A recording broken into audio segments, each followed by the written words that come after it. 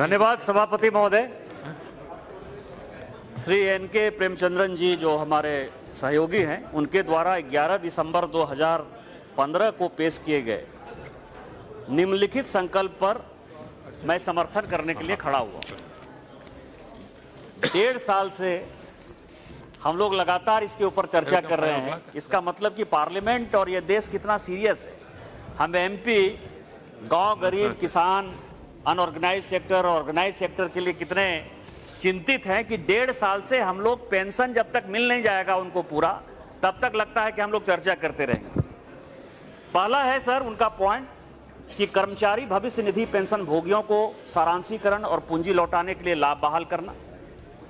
दूसरा है कि कर्मचारी भविष्य निधि पेंशन के लाभार्थी सेवानिवृत्ति के ठीक पहले के 12 महीने के औसत वेतन के आधार पर पेंशन प्रदान करना।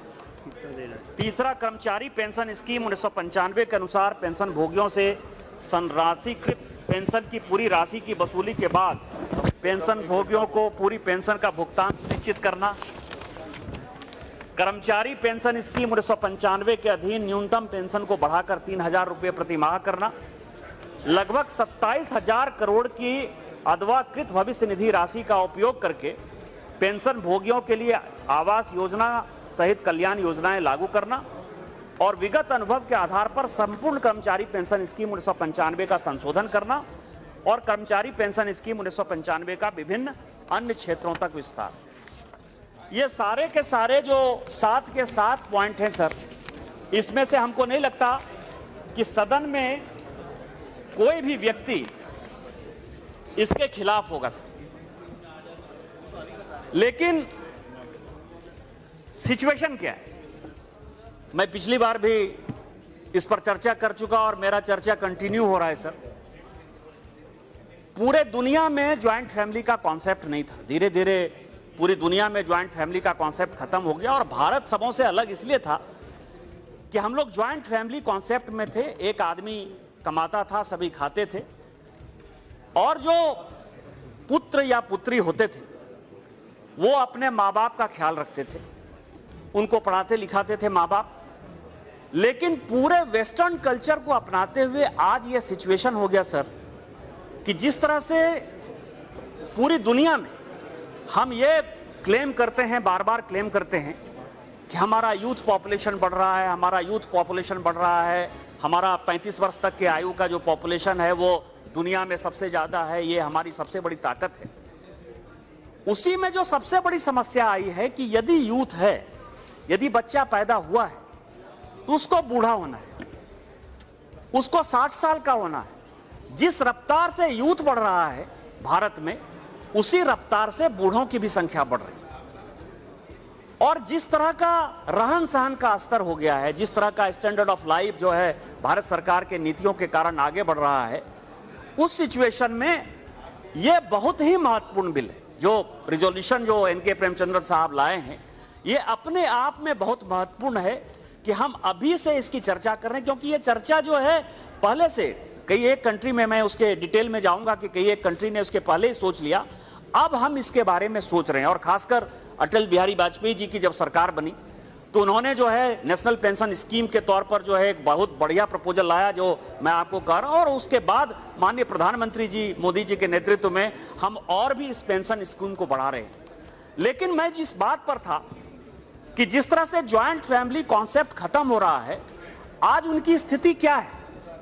बच्चे, कई एक परिवार में देखता हूं, उसके बच्चे कहीं लंदन में हैं, कहीं अमेरिका में हैं, कोई सिंगापुर में काम कर रहा है, कोई मलेशिया में काम कर रहा है, नहीं तो कोई दिल्ली कमाने के लिए गया है, कोई मुंबई कमाने के लिए गया है। क्योंकि रोजगार जो है ग्रामीण क्षेत्रों में, खासकर जो अनऑर्गेनाइज सेक्टर है, खासकर जो किसान है, जो बिलो पॉवर्टी लाइन के जो लोग हैं, उनकी स्थितियां ये हो गई हैं कि उनके माँ बाप अकेले रहते हैं। और माँ बाप अकेले रहते हैं, यहां से यदि बच्चा पैसा भेजेगा तो वो अपने लिए कुछ सुविधा जुटा पाएंगे। क्योंकि जो किसानी पर निर्भर लोग हैं, जो 13.5 करोड़ लोग इस देश में हैं सर, जो किसान हैं, जो किसानी पर निर्भर हैं, लगभग आप समझिए कि एक फैमिली में यदि 5 आदमी को यदि मान लेंगे तो लगभग 60 से 65 करोड़ लोग जो है वो किसान हैं। 8 करोड़ यदि बीपीएल फैमिली को यदि सभापति महोदय जोड़ लेंगे और उसको यदि 5 से यदि आप गुना कर देंगे, क्योंकि एक फैमिली में जो है 5 आदमी हम मिनिमम जोड़ते हैं, आप तो खुद वित्त मंत्री रहे हैं सभापति महोदय, तो 40 करोड़ लोग जो है उसके अंतर्गत आते हैं। तो 65 करोड़ किसान और 40 करोड़ यदि हम बीपीएल फैमिली को मान लेंगे तो लगभग 105 करोड़ लोग, और उसमें यदि सरकारी कर्मचारी को भी मान लेंगे कि न्यू पेंशन स्कीम में यदि सरकारी कर्मचारी हैं, तो ये यूनिवर्सल पेंशन स्कीम में परिवार कैसे चलेगा, चीजें कैसे चलेगा, उसके लिए इंपॉर्टेंट है। लेकिन आज जो सिचुएशन हो गया है कि लंदन में कोई है, अमेरिका में कोई है, कोई दिल्ली में है, कोई बंबई में है, उसके ऊपर कोई ध्यान देने वाला नहीं। और तब जो प्रेमचंद्रन साहब बिल लेकर आते हैं वो सबसे महत्वपूर्ण हो जाता है। और मैं केवल कहूंगा कि आज बूढ़े बुजुर्गों की हालत कैसे हो गई है। गांव में आप जब जाते हैं, हम मेंबर ऑफ पार्लियामेंट के तौर पर यहां सभी लोग गए हैं, आप मैक्सिमम यदि देखेंगे तो लोग कहते हैं कि हमको वृद्धावस्था पेंशन दे दीजिए, हमको विधवा पेंशन दे दीजिए। आप केवल वो पेंशन स्कीम की बात करते हैं, और बड़े बुजुर्ग को यदि आप देखेंगे तो उनको जो है हॉस्पिटलाइजेशन के लिए पैसा नहीं है, वो 200 रुपया, 400 रुपया, 500 रुपया के लिए जो है चिंता करते हैं। ये सारे मेंबर ऑफ पार्लियामेंट जब भी अपनी कॉन्स्टिट्यूएंसी जाते हैं, तो मैं केवल सूर्यकांत त्रिपाठी जी की कविता जो है कोट करना चाहूंगा कि बड़े बुजुर्गों की स्थिति हमने फाइनली बना क्यों दी है और किस लिए इस पेंशन स्कीम की आवश्यकता है। सर, उनकी बड़ी अच्छी कविता है, भिक्षुक। वह आता 2 टूक कलेजे पर पछताता, पथ पर आता, पेट पीठ दोनों मिलकर हैं एक, चल रहा लकुटिया टेक, मुट्ठी भर दाने को भूख मिटाने को, मुंह फटी पुरानी झोली का फैलाता, 2 टूक कलेजे के करता, पछताता पथ पर आता। बढ़िया। आज ठीक यही स्थिति हम जब मेंबर ऑफ पार्लियामेंट के तौर पर अपनी कॉन्स्टिट्यूएंसी में जाते हैं, और विद्या यहां चूंकि थावरचंद गहलोत साहब बैठे हुए और इनका मंत्रालय बहुत काम कर रहा है। सर, मैं आपको बताऊंगा कि ये सरकार के आने के बाद हमने यूनिवर्सल पेंशन स्कीम की तरफ ये सरकार कैसे जा रही है और उसमें किस तरह की आवश्यकता है। यदि आप देखेंगे, मैं ये देख रहा था सर कि आखिर हमने अभी तक यूनिवर्सल पेंशन स्कीम की तरफ यदि बढ़े हैं, जैसे अभी भारत सरकार ने मोदी जी के नेतृत्व में जो सबसे पहला काम किया सर, मई 9, 2015 को अटल पेंशन योजना लगाया, जो पेंशन सेक्टर को मजबूत करता है। दूसरी योजना जो हम लेकर आए सर, कि अभी जैसे राष्ट्रीय स्वास्थ्य बीमा योजना जो है, अभी तुरंत राष्ट्रीय स्वास्थ्य योजना जो है भारत सरकार ने आगे बढ़ाया। मैं आपको कह रहा हूं कि अटल जी के बाद जो है हम किस तरह से आ गए। उसी तरह से इंदिरा गांधी मातृत्व सहयोग योजना है जो 2010 से चालू है। उसी तरह से जननी सुरक्षा योजना है, मदर केयर के लिए 1 टाइम है। मतलब मैं आपको बताऊं, ये पेंशन की तरफ जा रहा है ये पूरा दुनिया। उसी तरह से नेशनल पेंशन स्कीम जनवरी 2004 में आया, और जिस चीज के लिए प्रेमचंद्रन साहब आए हैं, 10 साल तक ये कांग्रेस की सरकार रही। मैं उसके डिटेल में जाऊंगा, आप खुद उस वक्त मंत्री थे सर, जब अटल जी की सरकार थी, आप माननीय वित्त मंत्री थे। आप लोगों के कारण जो है ये pension scheme, national pension scheme आया। 2002-3 में ये बिल लागू हुआ, और जनवरी 2004 में अटल जी ने जाते जाते जो है इसको एक एग्जीक्यूटिव ऑर्डर से इसको नोटिफाई कर दिया। 2012 तक सर, 8 साल तक वो कानून का मुंह नहीं देख पाया। हालत ये थे कि सरकार ने, ये सरकार गांव गरीब और किसान की बात करती है सर, लेकिन 2012 तक वो चेहरा नहीं देख पाया। और आपको आश्चर्य होगा सबसे बड़ा सर, कि जब यह बिल इंट्रोड्यूस किया कांग्रेस ने, तो यहां माननीय गुरदास दास गुप्ता साहब थे। गुरदास दास गुप्ता साहब ने उसके एंट्री के लिए जो है बिल इंट्रोड्यूस करने के ही समय, जैसे एनके प्रेमचंद्र साहब बराबर करते हैं कि कोई बिल सरकार का इंट्रोड्यूस होने लगता है तो उसके लिए वो रिजोल्यूशन लेके आते हैं कि ये बिल कैसे नहीं यहाँ इंट्रोड्यूस होना चाहिए। उसी तरह गुरदास दास गुप्ता जो है 15वीं लोकसभा में करते थे सर। आज ये बात करते हैं, जिस तरह से आज भी देखिए पूरा कांग्रेस का बेंच खाली है, उस वक्त कांग्रेस के बेंच पर मात्र 10 आदमी थे सर, केवल 10 आदमी थे। और संजोग से यहां अभिजीत मुखर्जी साहब यहां बैठे हुए हैं, उनके पिताजी ने ही यह बिल इंट्रोड्यूस किया था। वो उस वक्त माननीय वित्त मंत्री थे, आज माननीय राष्ट्रपति महोदय, और वो चाहते थे कि ये जल्दी से जल्दी पास हो जाए।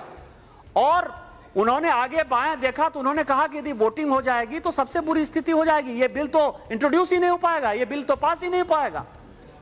और मैं 545 नंबर की सीट पर बैठता था सर। मेरा जो नंबर था वो 545 था, जो अंतिम जो सीट था। मैं अंतिम से अभी 40 नंबर की सीट पर आ गया हूं। मैं दौड़ा हुआ आया, माननीय Sushma Swaraj ji leader of the opposition थी। मैंने कहा कि करना क्या है, और हमारे बेंच पर जो है कम से कम 60-70 मेंबर ऑफ पार्लियामेंट बीजेपी के थे। तो मुझे माननीय सुषमा स्वराज जी ने कहा कि जाके दादा को बोल दो कि हम उसको सपोर्ट करेंगे, क्योंकि ये हमारा बिल है और 8 साल से नहीं आया है। और उसके बाद वोटिंग भी सर, और इतिहास गवाह है कि हमने उस बिल का समर्थन किया, जिस कारण से ये बिल पास हो पाया। यदि कांग्रेस सीरियस होती तो कांग्रेस उस बिल को पास करा लेती सर। तो मेरा यह कहना है कि कांग्रेस ने कभी भी केवल वोट बैंक की राजनीति से अलग हटकर, आज जो सिचुएशन हो गया कि अलग हटकर कभी सोचा ही नहीं। मैं आपको बताऊं कि जो हालत है सर, कि ओल्ड एज पर पूरी दुनिया की हालत क्या है। सबसे पहले यह सोचने का सवाल यह है कि आज जिसके ऊपर हम चर्चा करने के लिए बैठे हुए हैं, पूरे दुनिया के हालात क्या है। आप समझें कि इंडिया का जो ओल्ड एज पॉपुलेशन है सर, हम चूंकि लगातार हमारी जनसंख्या 125 करोड़ हो गई, अब कभी 130 करोड़ हो जाएगी, कभी 135 करोड़ हो जाएगी। अभी ओल्ड एज जो हमारे यहां लोग हैं इंडिया में आज की डेट में सर, वो 8.9% है। यदि 2016 के डाटा को हम जाएं, क्योंकि 2017 का डाटा नहीं आया है, और 2030 तक ये माना जाता है कि ये 12.3% हो जाएगा, और 2050 तक ये 18.3% हो जाएगा। 2050 तक हमको लगता है कि इस देश का पॉपुलेशन लगभग 150 करोड़ से ऊपर होगा, और यदि उसका 20% यदि माने तो 30 से 35 करोड़ लोग ओल्ड एज होंगे। उसके बारे में आप ये समझिए कि वर्किंग का जो एज का पॉपुलेशन है, यदि पूरी दुनिया को यदि देखें उसके डाटा के आधार पर, तो आज जो है ओल्ड एज के जो लोग हैं वो 13.9 भारत में काम कर रहे हैं। 2030 तक ये माना जाता है कि शायद वो 19% काम कर सकते हैं, और उसके बाद वो 29% काम करेंगे। लेकिन काम यदि करेंगे तो उनको रोजगार के कौन से साधन हम क्रिएट करेंगे, किस तरह की सुविधा हम क्रिएट करना चाहते हैं, किस तरह का इंफ्रास्ट्रक्चर क्रिएट करना चाहते हैं। आप यदि चाइना को यदि लेंगे सर, तो चाइना ही एक ऐसा देश है जो कि हमसे मुकाबला कर रहा है कि आज उनका जो टोटल पॉपुलेशन है ओल्ड एज का वो 14.9 है, और बाद में वो 32.8 हो जाएगा। लेकिन उन लोगों ने, जैसे यूएस हमसे आगे आपको नजर आएगा, जापान आपको आगे नजर आएगा, यदि आप देखेंगे तो जर्मनी आपको नजर आएगा, पूरा का पूरा यूरोप, पूरा का पूरा यूएस, पूरी दुनिया में जो सबसे बड़ी समस्या आज की डेट में चल रही है कि अचानक जो है हम लोगों को यूथ की आवश्यकता पड़ रही है, और सभी दुनिया में हो रहा है। लेकिन सभी देशों ने, चाहे वो यूएस हो, चाहे यूके हो, चाहे जर्मनी हो, चाहे ब्राजील हो, चाहे जापान हो, उन लोगों ने अपने देश में ओल्ड लोगों के लिए पेंशन स्कीम के लिए, यूनिवर्सल सोशल सिक्योरिटी के लिए बड़ा काम किया है। लेकिन आज तक ऐसा नहीं हुआ कि भारत सरकार ने जो है कोई बहुत बड़ा काम किया। मैं एक आपको बताना चाहता हूं सर कि ये बातें कि जिस तरह से आज हम इस पर चर्चा कर रहे हैं कि 2050 तक जो है 20% लोग ओल्ड एज हो जाएंगे, लगभग 30 से 35 करोड़ 40 करोड़ लोगों के लिए किस तरह की व्यवस्था होनी है, किस तरह का पेंशन होना है, किस तरह से उनको जीवन जीने के लिए चीजें चाहिए। ये 1980 में पूरी दुनिया में ये सोच डेवलप हो गई। 1980 में अभी थावरचंद जी गहलोत जी बोल रहे थे, और मैं देख रहा था कि कांग्रेस के मित्र जो है लगातार इसके ऊपर जो है कह रहे थे कि आपने क्या किया, आपने क्या किया, आपने क्या किया। 1980 में, क्योंकि ये ग्लोबलाइज्ड वर्ल्ड है, हम अपने आप को पूरी दुनिया से अलग नहीं देख सकते सर। 1980 में पूरी दुनिया में जो इंटरनेशनल लेबर ऑर्गेनाइजेशन है, उसने पूरी दुनिया में यह कहना स्टार्ट किया कि आप केवल युवाओं की बात नहीं करो, आप केवल पढ़े लिखे लोगों की बात नहीं करो, आप जो है ओल्ड एज्ड लोगों के लिए भी बात करो, उनके लिए क्या स्कीम लेकर आए हैं उसकी बात करो। और यही कारण है कि पूरा का वेस्टर्न यूरोप, पूरा का पूरा जापान और स्पेशली यूएसए सर, उसने 80 से जो है अपने डेमोग्राफिक प्रोफाइल को चेंज होने के कारण जो है पूरे कानून को चेंज करना स्टार्ट किया कि हमारे यहां जब ओल्ड एज होंगे तो क्या होगा। और यही कारण है कि जापान जो है वो सबसे बड़ा उदाहरण बना सर। इकोनॉमिस्ट का एक जो आर्टिकल उसने लिखा सर जापान के बारे में कि a dwindling band of workers will have to support rising social security payments. As the number of retired people grows, this will strain public finances. 10 years ago, each person in retirement was supported by 4 in a work. In 10 years, that burden will fall on only 2 workers. Already, the rising cost of caring for the elderly has pushed up the government deficit and the national debt. If Japan's workers cannot shoulder their burden, the country will find itself unable to honor fully its pension and health care commitments. In effect, it will be forced to default on its obligation to society. और ये जब article आया तो Japan आज की date में सबसे बड़ा उदाहरण बना सर कि एक एक आदमी किस तरह से पेंशन फंड में जो है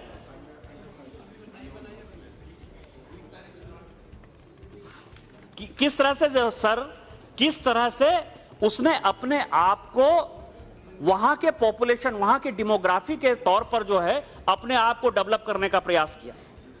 और आप समझें कि मैंने आपको कहा ना कि दुनिया से हमने कैसे अलग थलग कर लिया। 80 से लेकर 89 तक लगातार जो है कांग्रेस की सरकार रही। 9 साल में उस पर कोई कान पर जू नहीं रोका सर।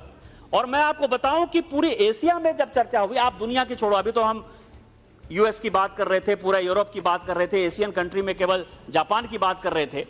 एक बड़ा अच्छा रिपोर्ट है sir, working paper published by Asian development bank, ageing Asia's looming pension crisis.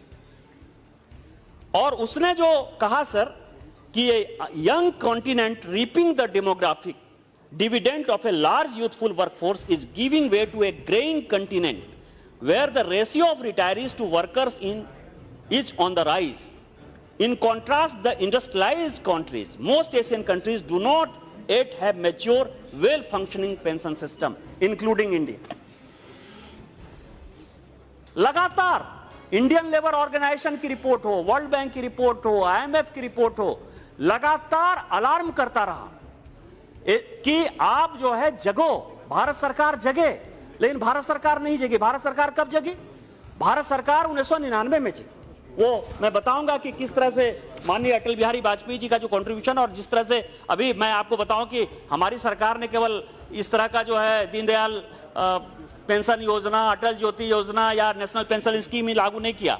अभी आप समझिए कि कैसे सुनने का मशीन मिलेगा, कैसे आंखों में चश्मा लगेगा, कैसे दांत बनाकर देना पड़ेगा, कैसे छड़ी देना पड़ेगा, कैसे बैसाखी देना पड़ेगा, कैसे व्हील चेयर देना पड़ेगा। ये सब जो है अभी थावरचंद गहलोत साहब के मंत्रालय ने अभी ये सब अनाउंस किया। ये सब हमने जो है बूढ़े लोगों के लिए जो है ये सब काम किया है। और आप ये समझिए ये सारे मेंबर ऑफ पार्लियामेंट के लिए होगा कि वो लोग जो है, मेरा आग्रह होगा क्योंकि मैं भी एक एमपी हूं, और ये सब मुफ्त में दे रहे हैं कि सभी जो है इस सुविधा का लाभ उठाइए। थावरचंद गहलोत साहब को कहिए कि आप हमारे यहाँ मेला लगवाइए जिसे हम फ्री फंड में जो है ये सब बुढ़ापे का सहारा दे पाए। आप समझिए हमारी सरकार जो है पार्टीजन एंगल से ऊपर उठकर काम करना चाहती है। वही नहीं देखती कि वहां कांग्रेस का एमपी है, वहां सीपीएम का एमपी है, वहां तृणमूल कांग्रेस का एमपी है। काम करिए। लेकिन मेरा ये कहना है इसके बाद इसके लिए क्या हुआ सर कि हमने जो है एक टास्क फोर्स बनाया। टास्क फोर्स जो है क्यों बना? टास्क फोर्स जब सारे world bank, IMF, Asian development bank, पूरी दुनिया कहने लगी कि भारत जो है ओल्ड एज के नाम पर जो है कोई काम नहीं कर रहा है, तो एक टास्क फोर्स बना। और टास्क फोर्स ने कहा कि इंडिया का जो है 2005 तक डिपेंडेंसी रेशियो जो है वो 0.6% है, और ये 20-30 साल में जो है डेमोग्राफिक डिविडेंड जो है ये इतना बड़ा हो जाएगा कि इसको ये 3.8 हो जाएगा। ये टास्क फोर्स कह रहा है। और उसने कहा कि इसके लिए जो कारण जिम्मेवार हैं कि बर्थ रेट जो है, मतलब इसके लिए हमारी सरकार, आपने भी काम किया होगा इसके लिए, कि जो बर्थ रेट है, क्यों बुढ़ापा क्यों बढ़ रहा है और उसके लिए पेंशन की क्यों आवश्यकता है। कि पहले जिस तरह से बर्थ रेट था, आपको पता है कि बर्थ रेट में बच्चे जो है वो इन्फेंट जो है वो सबसे ज्यादा मृत्यु दर हमारे यहाँ बहुत ज्यादा था। उसको कहीं ना कहीं भारत सरकार ने जो है रोका है। इसमें राज्य सरकार का, क्योंकि जो हेल्थ एक विषय है वो राज्य का भी विषय है और केंद्र का भी विषय है, राज्य और केंद्र ने मिलकर जो है ये फॉलिंग बर्थ रेट। इसके बाद क्या किया, जो डेथ रेट, मतलब कि बच्चे पैदा हो रहे हैं बच्चे पैदा हो रहे हैं उसमें जनसंख्या कंट्रोल के लिए भी हमने काम किया, और जो डेथ रेट है उसको भी रोकने के लिए हमने काम किया। और यही कारण है कि जो पॉपुलेशन, यंग पॉपुलेशन जो बढ़ रहा है, उसमें पूरे भारत सरकार के जो मेजर्स हैं ये हैं, और इसीलिए proportion of those age 60 and above is expected to climb from 4.6% in 2000 to 9% in 2030। और इसीलिए वर्ल्ड पॉपुलेशन का जो एजिंग यूनाइटेड नेशन की रिपोर्ट है वो ये कह रहा है कि प्रॉपर फंक्शन यदि आपका नहीं होगा तो आप नहीं करेंगे। और इसमें जो एक ओएसिस की रिपोर्ट है, ओएसिस की रिपोर्ट एक बहुत इंपॉर्टेंट है सर। ओएसिस की रिपोर्ट ये कह रही है कि a publicly managed system with mandatory participation and the limited goal of reducing poverty among the old age pension is needed। ये ओएसिस की रिपोर्ट कह रही है, जिसके आधार पर कि भारत सरकार ने अपने काम को आगे बढ़ाया। और इसके लिए जो सबसे इंपॉर्टेंट 4 पॉइंट हैं, उस 4 पॉइंट पर अपने को फोकस करने की आवश्यकता है।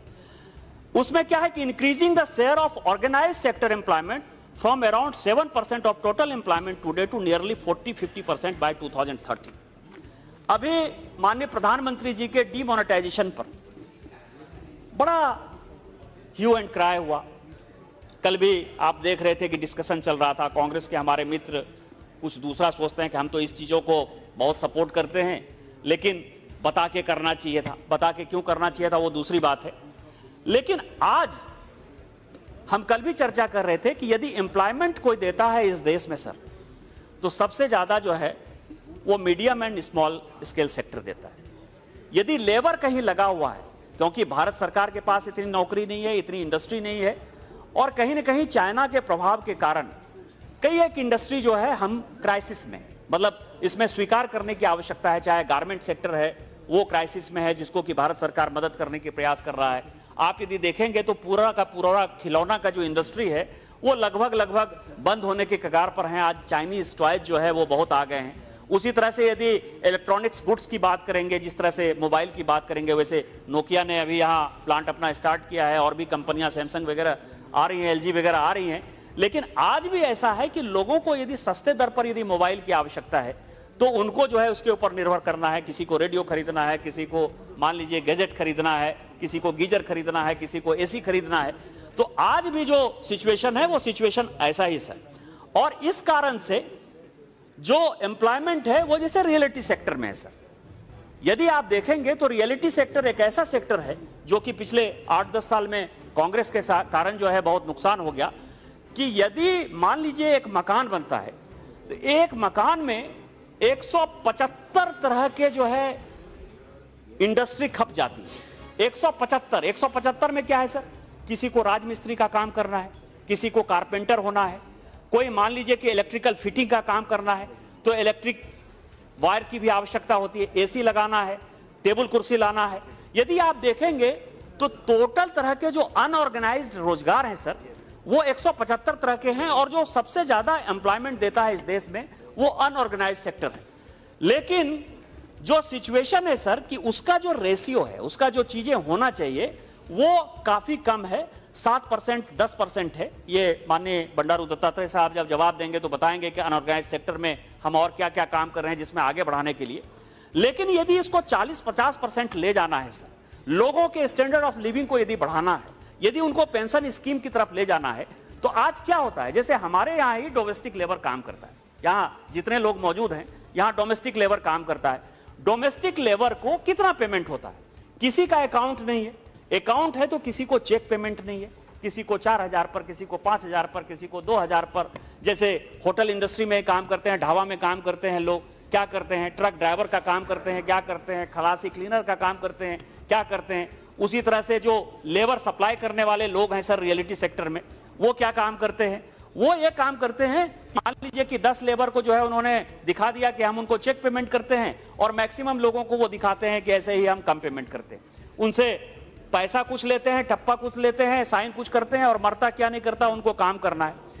तो ये जो डीमोनेटाइजेशन हुआ सर, और इसमें जो हम डिजिटल पेमेंट की तरफ बढ़ रहे हैं, डिजिटल पेमेंट की तरफ यदि बढ़ेंगे तो लेबर को, अब लेबर जो सप्लाई करने वाली कंपनियां हैं, या हमारे यहां भी मान लीजिए 10 से ऊपर यदि लेबर काम कर रहे हैं, उनको चेक से पेमेंट करना पड़ेगा। और यदि चेक से यदि उनको हम पेमेंट करेंगे तो उनका स्वाभाविक है कि उनका हेल्थ इंश्योरेंस कटेगा, उनका पेंशन कटेगा, और जब वो कटेगा तो जितना हमारा कटेगा, जितने हमारे एम्प्लॉय का कटेगा, उतना ही जो रोजगार दे रही है कंपनियां वो देगी। तो मैं आपको बता रहा हूं प्रेमचंद्रन साहब, आप जिस बिल को लेकर आए, प्रधानमंत्री जी इसके बारे में कितना अग्रसोची सदा सुखी, वो कितना आगे की सोच रहे हैं कि ये चीजें आपको लग रहा है कि ब्लैक मनी तो जाएगा ही, नक्सलिज्म टेररिज्म तो इससे समाप्त होगा ही है। जिस तरह से आप देख रहे हैं कि नक्सलाइट एक्टिविटी, जब मैं जिस राज्य से आता हूं, और अधीर जी बताएंगे क्योंकि वो भी हमारे बॉर्डर के हैं, कि झारखंड में आज की डेट में जो है नक्सलाइट गतिविधियां जो है रुकी हैं। मतलब इसको आप मानना चाहते हैं मानिए, नहीं मानना चाहते हैं नहीं मानिए। अभिजीत बाबू आप भी बगल की कॉन्स्टिट्यूएंसी से, लेकिन ब्लैक मनी टारगेट हो सकता है, नक्सलाइट टारगेट हो सकता है। साहू जी शायद छत्तीसगढ़ में इस तरह का नहीं हो, लेकिन मैं झारखंड से आता हूं, तो झारखंड में मैं जिस एरिया से आता हूं, मैं अपने एरिया के बारे में आपको बता सकता हूं। अब जैसे बीडी राम साहब बैठे हुए हैं, उनको पता है, वो खुद डीजीपी हैं, वो जिस तरह के क्षेत्र से वो जाते आते हैं, पलामू और चतरा से जीतकर, मतलब वहां यदि सबसे ज्यादा कोई नक्सलाइट, और वो नक्सलाइट को हरा कर आए। इसके पहले जो है यहाँ सांसद जो है एक जेल में रहकर जो है यहाँ सांसद बन गया था, तो इसीलिए उनसे ज्यादा जो है कौन जान सकता है। तो मेरा यह कहना है कि जब वो लेबर का पेमेंट डिजिटल होगा, उसका पेंशन का पैसा कटेगा, तो निश्चित तौर पर जो है हम यूनिवर्सल पेंशन स्कीम की तरफ बढ़ रहे हैं, और यही टारगेट जो है भारत सरकार का होना चाहिए था। और जो बिल आप लेकर आए हैं उसमें से यह सबसे इंपॉर्टेंट फैक्टर है जिसके लिए भारत सरकार की चिंता जो है बढ़ी है। उसके बाद क्या है कि bringing down inflation and keeping it low to make room for savings. सबसे बड़ी समस्या क्या है कि लोग पैसा क्यों नहीं जमा कर पाते। कोई भी पेंशन स्कीम है, चाहे आप सरकारी क्षेत्र में काम कर रहे हो, चाहे प्राइवेट क्षेत्र में काम कर रहे हो, चाहे आप अपना रोजगार कर रहे हो, चाहे दुकान खोले हुए हो, चाहे आप सप्लाई का काम कर रहे हो, चाहे आप लेबर का काम कर रहे हो, सबसे बड़ी समस्या यह होती है कि घर चलाने के लिए महीना में जितने पैसे की आवश्यकता है, मैंने आपको कहा जैसे आज भी ज्वाइंट फैमिली का कॉन्सेप्ट है, हम लोग माँ बाप के नाते हमारा टारगेट यह होता है कि हमारे बच्चे अच्छे स्कूल में पढ़ें, उनका होता है कि उनको अच्छे से दाल रोटी मिले, हम अपने माँ बाप का जो है सेवा करें। लेकिन यह भी सोचते हैं कि 60 साल होने के पहले, जब तक कि हम अपना शरीर जो है कमजोर नहीं हो जाएगा, तब तक जो है हमारे पास इतना पैसा हो कि हम मकान ले लें, हमको एक गाड़ी हो जाए, हम अच्छा से खाना पीना खाएं, हमारे बच्चे जो है अच्छे से नौकरी करने लगें।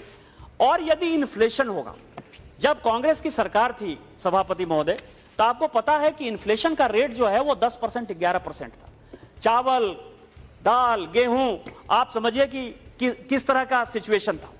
और उस सिचुएशन में सब्जी का दाम जो है रोज बढ़ रहा था, कभी प्याज का दाम बढ़ रहा है, कभी आलू का दाम बढ़ रहा है। और इसी सेशन में मैं आपको बताऊं कि ये पिछला 4-5 सेशन में देख रहा हूं अधीर जी, जब आप मंत्री थे तो आप देखते होंगे कि प्रत्येक सेशन में भारतीय जनता पार्टी को जो है एक इन्फ्लेशन के ऊपर, प्राइस राइज के ऊपर जो है कुछ ना कुछ रिजोल्यूशन लेकर आना पड़ता था। कभी 193 की चर्चा हो जाए, कभी शॉर्ट ड्यूरेशन डिस्कशन हो जाए।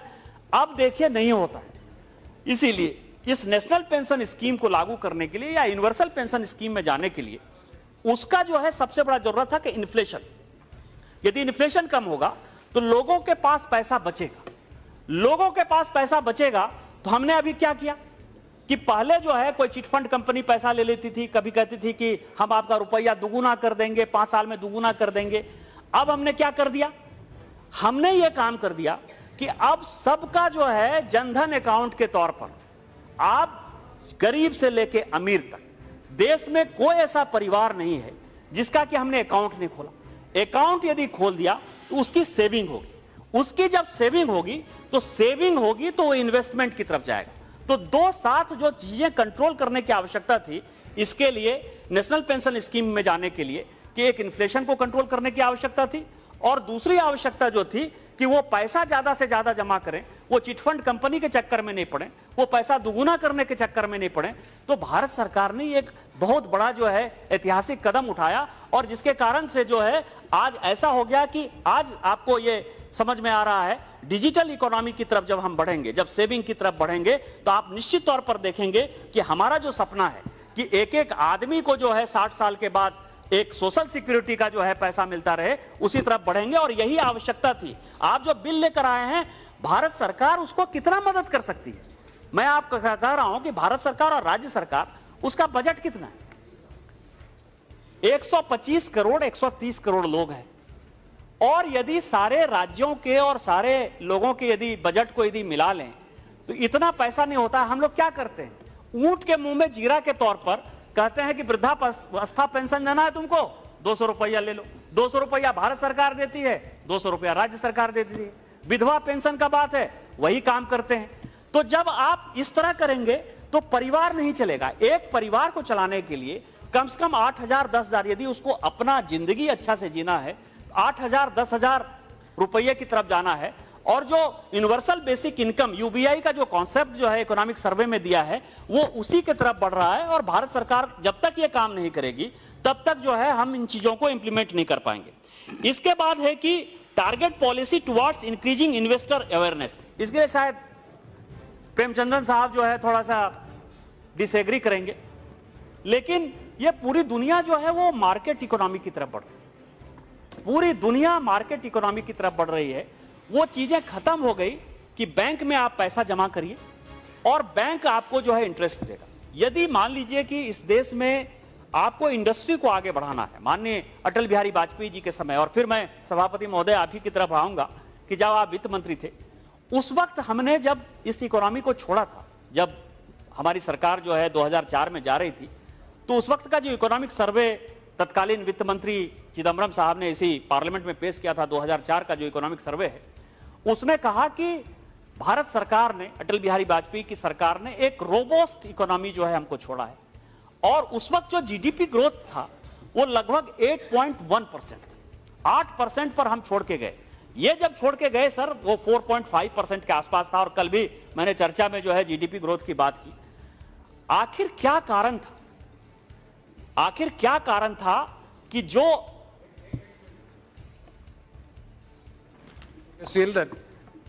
Thank you, Nishikant Dubey ji, in supporting this resolution. You may kindly see this resolution. We have started the discussion from December 2015. And it is a very important resolution as far as the lakhs and lakhs of workers are concerned. And Honorable Chairman is also well aware from the trade union front. And today also lakhs of people are watching the Lok Sabha television channel also. What would be the fate of this resolution? So, and kindly say, sir, my point is I would like to appreciate the government's efforts. During the course of this discussion, this resolution, 2 years annual wastage has been given by the government, and we are thankful to the government for having given the benefit of 2 years of wastage. And also yesterday and day before yesterday, so many news items have come in the newspapers regarding another very important issue, which is also a part and parcel of this resolution. That is, those who have opted the pension on the actual salary, those who could not opted the pension in the actual salary, those who have gone to the court, everybody individual going to the court will be getting the benefit that you can pay the arrears. After paying the arrears, you are entitled for the full pension according to the, in proportion to the salary. So many court verdicts have come from Kerala also, so many in Milma, KMML, so many writ petitions have been filed. And finally the Supreme Court has directed. Yes, I will conclude. This is only yielding, he is yielding, and it's a very important point, and the country wants to know also what is the decision of the government regarding this point also. And the Supreme Court has directed the government of India to see that instead of going for individual cases, let a general order may come. I hope that, I believe that day before yesterday, such an order has already been issued by the government of India. I am thankful to the government for it also. I would like to seek a clarification if the Honorable Minister could intervene and clarify my doubt with the permission of Nishikant Dubey. If it comes to the domain of the public, definitely it will be well and good. To my knowledge, today also the Chief Provident Fund Commissioner also, the PF Commissioner also, PF office is also issuing an order because it is affecting lakhs of workers. That will be beneficial to the workers. If you could kindly put light on this issue, it is well and good if the Honorable Minister would intervene. Definitely. If the honorable minister would intervene, I will be thankful. He will clarify all those things at the end of this. No, sir. It's only a clarification. It's only a clarification I'm seeking. Sir, the honorable minister. Let him. Okay, Yeah. he is prepared. Yes. As Honorable Senior Member Sri Premachandran ji has raised this issue, and government is also well aware. And regarding this pension, who remitted the contribution to EPFO on full salary, above statutory ceiling, now they will get pension on full salary, even if they did not give option before 2006, number one. And number two, this order will be immediately, today itself, we will issue the orders, and now all our EPFO pensioners, they can avail the benefits. Yeah, very good. Okay, Nishikant.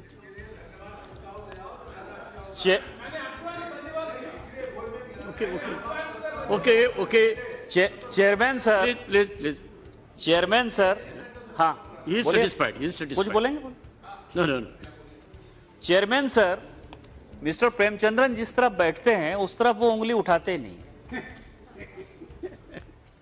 उनकी समस्या ये है, मैं यदि इस उनके समर्थन के लिए खड़ा हुआ हूं, तो इसी पार्लियामेंट में सर, इसी पार्लियामेंट में मेरा बिल डिस्कस हो चुका है इसी पेंशन पर, और ये 3000 की बात कर रहे हैं। मेरा जो बिल था वो 5000 के लिए था सर, और जब ये बिल डिस्कस हो रहा था तो माननीय मोदी जी के प्रति पूरे देश को धन्यवाद देना चाहिए सर, कि जिस आदमी को पेंशन 20 रुपया मिलता था, 25 रुपया मिलता था, 50 रुपया मिलता था, उसको उन्होंने 1000 कर दिया कि कम से कम पेंशन 1000 रुपया मिलेगा। ओआरओपी का मामला आपको पता है सर, जो ओआरओपी के लिए प्रत्येक साल 8 से 10,000 करोड़ रुपया जो है देना पड़ रहा है भारत सरकार को। तो पेंशन के तौर पर जो फार रीचिंग और बड़ा काम माननीय मोदी जी ने किया, उसके लिए प्रेमचंद्र साहब धन्यवाद नहीं देके मंत्री जी से क्वेश्चन पूछ रहे हैं। आप ये समझिए कि इसकी शुरुआत कहां से हुई। हम टारगेट पॉइंट पर दूसरे जगह जाएंगे, मैंने आपको कहा था कि हम बताएंगे। ये मैं आपको बताऊं कि 28 फरवरी 2001 का भाषण, former finance minister Yashwant Sinha ji इसी सदन में, उस वक्त प्रहलाद सिंह पटेल साहब जो है वो खुद मंत्री थे और आप भी मंत्री थे सर, क्या कहा कि the central government pension liability has reached unsustainable proportion as a percentage of GDP. It has risen, आप थे मंत्री, it has risen from about 0.5% in 93-94 to 1% in 2000-2001. As such, it is envisaged that those who enter central government services after October 1, 2001 would receive pension through a new pension program based on defined contribution in order to review the existing pension system and to provide a roadmap for the next steps to be taken by the central government. I propose to constitute a high-level expert committee which would give its recommendation within 3 months. वहां से शुरुआत हुई sir, उसके पहले तो किसी ने कुछ सोचा ही नहीं। किस तरह से, मैंने आपको बताया कि 80-81 से पूरे दुनिया में Asian development, world bank, USA, UK, Europe, Japan, Singapore, सब अपने नागरिकों के लिए पेंशन के बारे में सोचते हैं। ऑर्गेनाइज्ड सेक्टर के लिए क्या होगा, अनऑर्गेनाइज्ड सेक्टर के लिए क्या होगा, सेंट्रल गवर्नमेंट के लिए क्या होगा, स्टेट गवर्नमेंट के लिए क्या होगा। हमारे यहां कोई सोच ही नहीं सर। और इतने पर ही नहीं रुके, मतलब माननीय वाजपेयी जी की सरकार में कितना बड़ा काम हुआ। उन्होंने कहा सर, जसवंत सिंह का ये बजट का स्पीच मैं फरवरी 2003 का 28 फरवरी 2003 का स्पीच दिखा रहा हूं sir.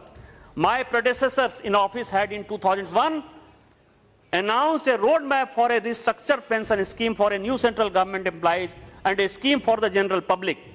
This scheme is now ready. It will apply only to new entrants to government service except to the armed forces, and upon finalization offer a basket of pension choices. It will also be available on a voluntary basis to all employees for their employees as well as to the self-employed.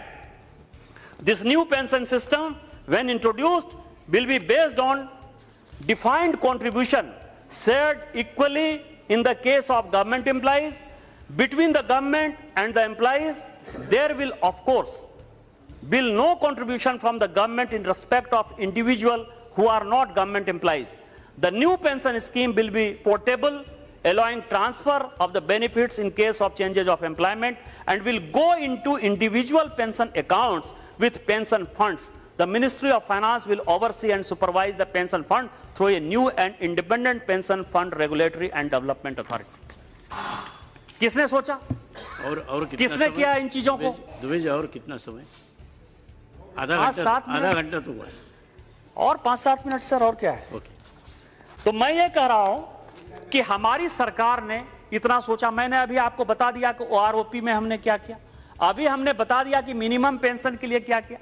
मैं जो बात कह रहा था sir कि target जो है, target policy towards increasing investor awareness, ये जो पेंशन है सर, इसमें जिस तरह से कि इंश्योरेंस पॉलिसी लेते हैं, इंश्योरेंस प्राइवेटाइज हो गया सर, इंश्योरेंस पॉलिसी लेते हैं, और यहां सारे लोग पहले एक चीज था कि एलआईसी की पॉलिसी लेते थे, और एलआईसी वाले जिस तरह का आपको पॉलिसी देते थे उस हिसाब से आप काम करते थे।